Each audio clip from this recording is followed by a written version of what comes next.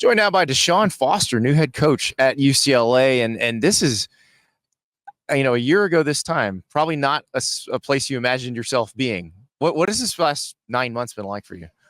It's been a true blessing. Got the job at a wouldn't say difficult time, but at a different time. Yeah. You usually get jobs, and it's just a true blessing that I'm the new head coach here at UCLA. And for it to be your school, to be a place that you love. I remember watching the first few press conferences, and it just kind of radiated. How proud were you to be that guy? Like, because I imagine it's something when you got into coaching, you thought, okay, what's my first head coaching gig gonna be? And the circumstances were so strange, you probably never could have imagined that, but that it is UCLA. Yeah. You have those goals, but you don't know if they're obtainable. Yeah. And you always want to be a head coach, and you're always coaching to get to higher ups or whatnot, to elevate in your profession. But, I just wasn't sure if that was even capable. And, the opportunity presented itself, and, I was able to get an interview and just killed it from there. So you come here, the opening statement, I appreciate it. I know there's some people on the internet saying, well, he didn't have an opening statement. Thank God you actually were there to take questions, because a lot of people just filibuster and don't let us ask any questions. So you said, you know what? We're here. We're from LA. Ask me anything. I didn't think that a lot of these reporters had an opportunity to ask us questions before. So I went into more. No, it's actually strategic with a lot of your brethren, where they're going to go, well, I got 15 minutes on stage, 13 and 30 seconds are going to be me talking. Exactly. Oh yeah.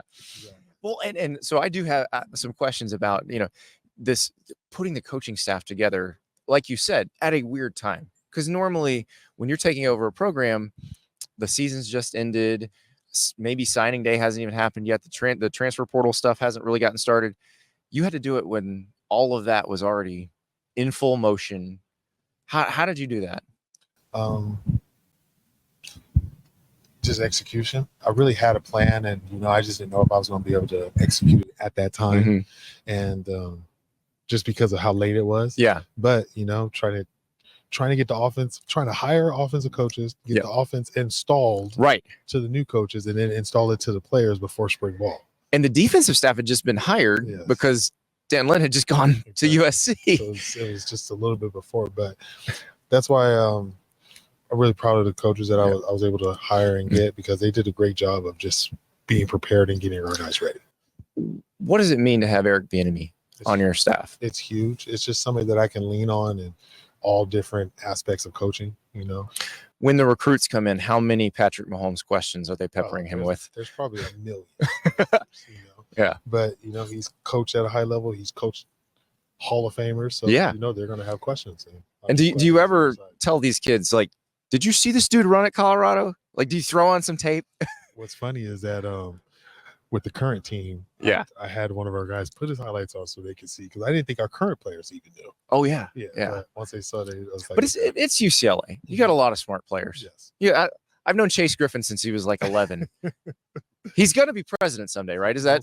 I will agree with you. This is one of their backup quarterbacks who is. Chase is one of the smartest human beings you will ever meet in your life. Yeah. So what's it like, kind of knowing the roster, understanding what they've been through in the last few months? What do you say to them?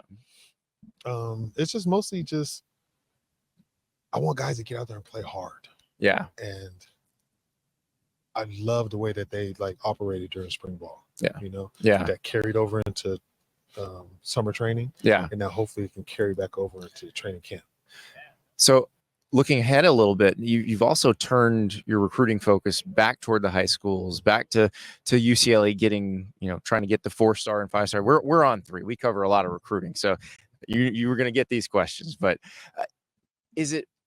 how different is that world now with the transfer portal, NIL, trying to juggle it, but saying, hey, I want to build the foundation at high school recruiting? That's something that's changing daily, so it's just a hard thing to really grasp and get a hold of, but because it's changing so much, but you got to embrace it. Yeah. That's the only thing you can do. And how are, like, when you go into high schools in Southern California, how are they receiving? Now, obviously, you couldn't go out in the spring, but how are they receiving your staff? And what have you guys done to try to say, hey, look, we're very interested.